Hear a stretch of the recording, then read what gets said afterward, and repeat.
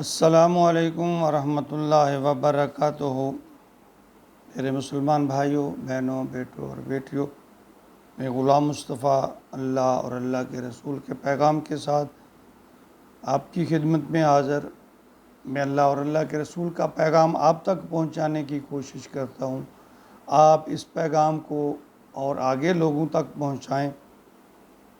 اللہ رب العالمین ہمیں اس کام میں اخلاص نصیب فرمائے اور عمل کی توفیق عطا فرمائے۔ درس قرآن کے سلسلہ میں آج کا ہمارا سبق سورۃ الاعراف آیت نمبر 78 ہے۔ اعوذ باللہ من الشیطان الرجیم، بسم اللہ الرحمن الرحیم۔ فَأَخَذَتْهُمُ الرَّجْفَةُ فَأَصْبَحُوا فِي دَارِهِمْ جَاثِمِينَ۔ سامعین مکرم، اگر ابھی تک آپ نے میرے اس چینل کو سبسکرائب نہیں کیا تو یوٹیوب پہ جا کے اس کو سبسکرائب کر لیں، اور اگر آپ فیس بک استعمال کرتے ہیں تو اس کو فالو کر لیں۔ اس طرح آنے والے اسباق آپ تک پہنچتے رہیں گے۔ تو پچھلی آیت میں یہ بتایا گیا کہ حضرت صالح علیہ السلام کی قوم ہود نے اللہ کے غضب کو دعوت دی۔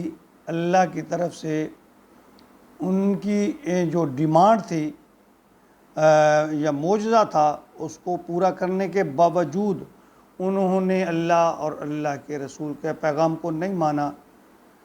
دولت اور طاقت کے نشے میں دھوتے اس قوم کے سرداروں نے اسلام کا تمسخر اڑایا، بلکہ اللہ اور اللہ کے رسول کو چیلنج کر دیا کہ جا لے آ وہ عذاب جس سے ہمیں تو روز ڈراتا تھا۔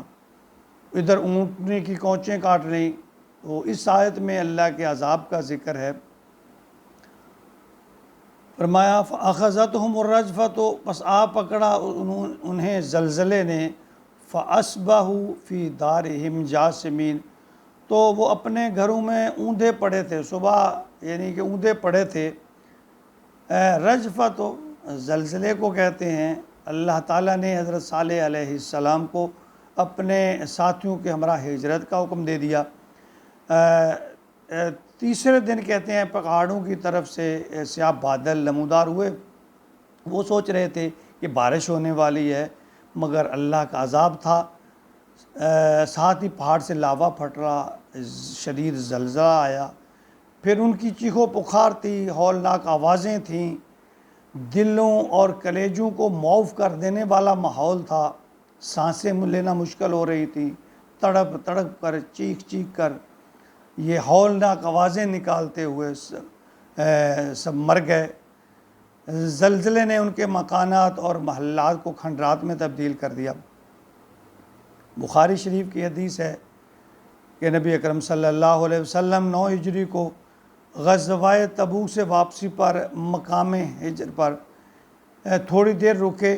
آپ نے صحابہ کرام رضوان اللہ تعالی اجمعین کو وہ کنواں بھی دکھایا جہاں سے یہ اونٹنی پانی پیتی تھی، اور اس درہ کو بھی دکھایا جسے فج الناقہ کہتے ہیں۔ صحابہ کرام نے سے آپ نے فرمایا کہ ایسے مقامات پر جہاں اللہ کا عذاب نازل ہو چکا ہو، وہ مقام، وہ جگہ، وہ مقام باعث عبرت ہوتے ہیں، وہاں داخل نہ ہو۔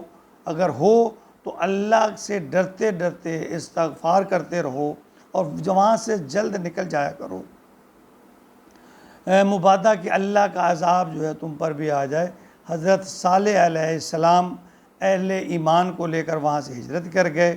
انہیں اللہ نے ساتھیوں سمیت بچا لیا اور باقی ساری قوم ہلاک ہو گئی۔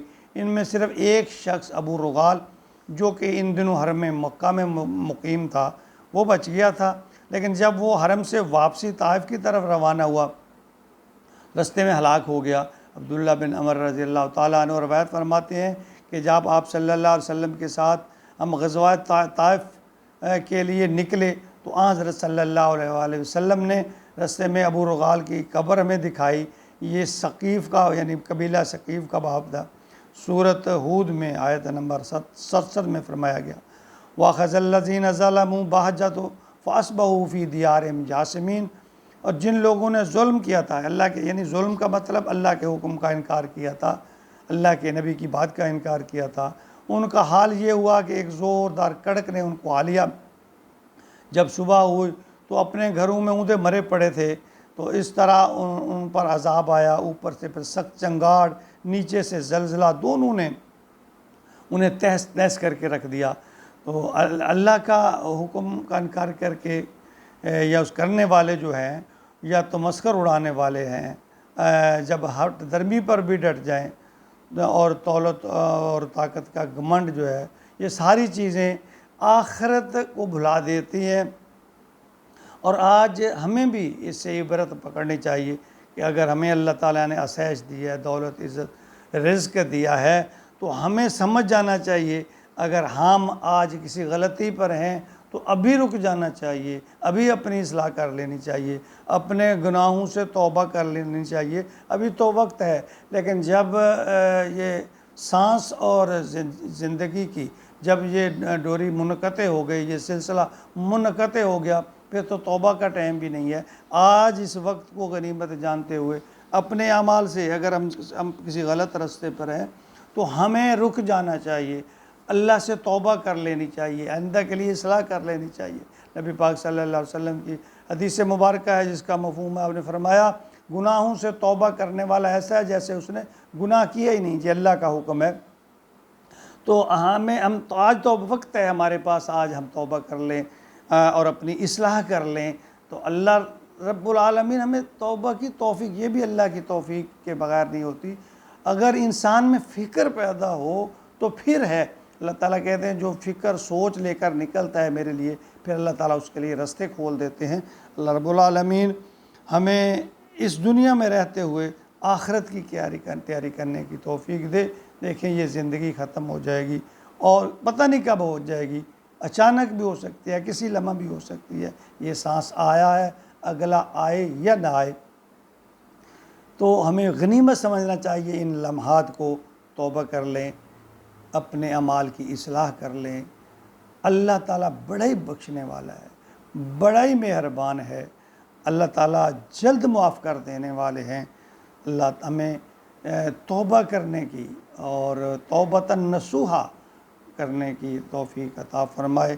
آمین آمین یا رب العالمین۔